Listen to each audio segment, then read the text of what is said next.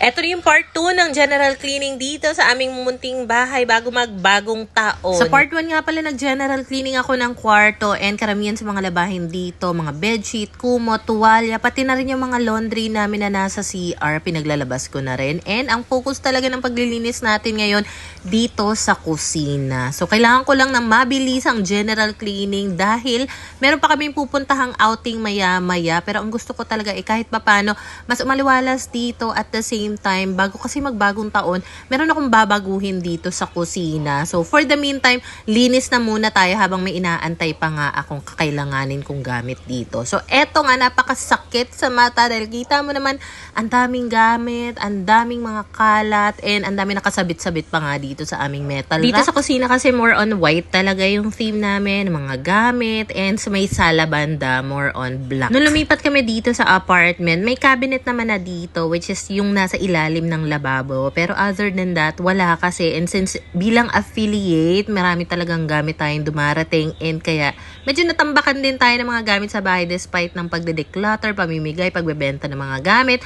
So, yung mga ilan dito, karamihan talaga ay mga nagagamit talaga namin. Kaya hindi ko rin siya mai-let go agad-agad. Hindi ko talaga madalas nauusog itong metal rack na ito. Nagagawa ko lang yan kapag general cleaning. And kita mo, ang dami na palang mga kalat sa ilalim na nakasiksik. Ito nga palang metal rack, matagal na sa amin yan. Sobrang sturdy. Talagang kayang-kaya niya kahit mabibigat na mga gamit or appliances ang ilagay mo dyan. Nung tinanggal ko naman yung isa pang cabinet, kita mo, meron pa nga mga naglaglagang puff, mga kung ano-anong kalat dito. And kapag general cleaning, gusto ko rin talaga na aalis ko lahat ng gamit dito sa ilalim ng lababo, na cabinet, para mapunasan, ma-rearrange ko sila. Kasi from time to time talaga, like yung mga brown bag, mga plastic, kapag namimili, mga eco bag, dito lang namin talaga pinagsusuksok. Yung sahig dito sa loob ng cabinet, semento lang talaga yan. So ang ginawa ko, bumili ako yung isang yarda ng linoleum. Marami pa namang sobra.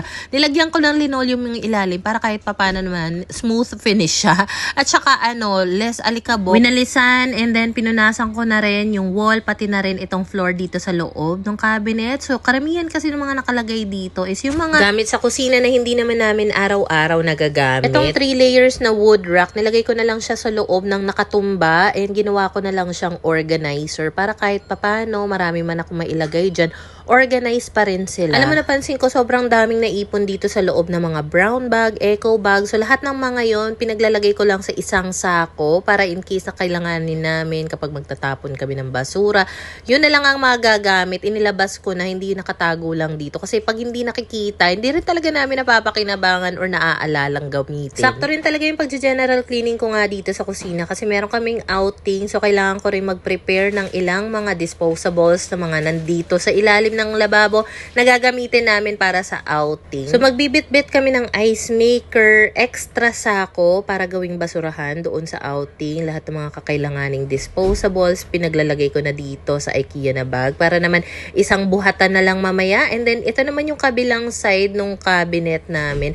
Meron ditong lagayan ng mga stocks ng mga pang school, lagayan ng stocks ng mga panglinis. Dito ko na rin nilagay itong electric griller namin, pati na rin yung induction cooker namin, ibang malalaking pans, nandito na lang din nakalagay. Itong malaki namin lagayan ng bigas, medyo bulky kasi siya, and ayoko na nakikita siya dito sa may kusina. So, dito ko na lang siya ilalagay sa may ilalim ng lababo and sobrang secured naman ng mga bigas namin dyan. Meron naman kaming maliit na bigasan, pero kasi ibibigay ko ito sa kuya ko. So, ililipat ko lang yung laman dito and then nagtabi na rin ako ng konting bigas na dadalhin namin sa outing para in case na kailangan magsaing. At least meron na kaming bigas na magagamit. Kaya ako rin talaga mas prefer itong malaking lagayan ng bigas kasi minsan pag may nagugustuhan kaming bigas, bumibili kami ng isang sako na and yung ganyang kalaking bigasan, kasya dyan ng 25 kilos or isang sakong bigas. Yung link niyan nasa comment section or nasa showcase ko. Nag-quick mop lang din ako sa may ceiling dito sa kusina na nililinis ko, pati na rin sa may pader. And eto nga pala, bala ko talaga siyang i-let go na. Kaso, nagmamadali nga ako, hindi ko pa siya maasikaso dahil nga maya-maya lang aalis na kami, hindi pa nga ako naliligo. So, madalian na lang kung ano yung arrangement niya before. Siguro ganun na lang din muna kasi limited ang time ko ngayon. And itong mga gamit na ile-let go ko, mapupunta siya sa bahay ng kuya ko dahil mas kailangan nila yon. All goods talaga, halos bago pa talaga yung itsura ng mga gamit sa bahay na ile-let go ko. Pero mas mainam na mapakinabangan nila doon sa bago nilang bahay. Anyway, dito naman tayo dumako. Kailangan ko talagang i-organize pa yung mga nakalagay dito sa mga storage boxes nito. And yes, marami-rami kaming tumbler. Hilig ko kasi sa tumbler talaga. So, next part, siguro, mas i-organize ko lahat ng mga nakalagay sa mga storage basket. It's just that sobrang nagmamadali na ako ngayon. Mukha lang mabilis talaga, pero halos mga 5 oras na rin kaya ako nagkikilos dito sa kusina. Hindi ko talaga pwedeng i-underestimate yung mga gagawin sa kusina kahit sabihin na maliit lang siya. Magre-refill na rin ako ng mineral water na ilalagay sa ref. So, meron nga pala kami ditong rack na kulay itim. Meron dyan nakapatong na 2 galon ng mineral water. Sobrang discreet lang ng itsura niya dyan. Actually, may cover naman yung mga mineral water namin. Nasa labahin pa. Gusto ko kasi malinis sila for New Year. Talagang ginawan lang ng paraan para mapagkasya pa nga itong small dining table namin ni Pinggoy. Good for 2 lang talaga yan. And kita mo naman dito sa ibabaw ng lababo, ang dami pa talagang mga hugasin.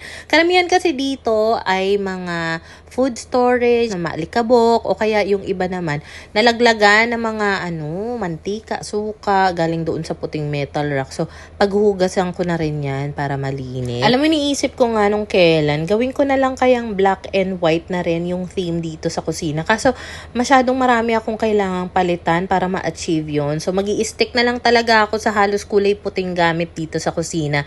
And then, doon sa sala na lang yung black and white. Wala lang, recently kasi talagang nagugustuhan ko yung black and white aesthetic. Tapos, may touch of green or wood na lang sana. And kahit na maliit itong kusina namin, functional talaga siya. Lahat naman ng mga kailangan namin gawin. Nagagawa rin naman namin dito. So, hindi lang talaga kita yung lutuan namin dahil nakastore nga siya sa ilalim ng lababo. Nakala ko tapos na ako sa mga hugasin. Naitabi ko lang pala ito sa lamesa. Tapos tsaka ko lang maalala. Nung tapos na ako maghugas. So, anyway, eto at nasa second batch na tayo ng paghuhugas. And mabilis lang naman to dahil hindi naman sila OA sa dumi. More on maalikabok lang sila.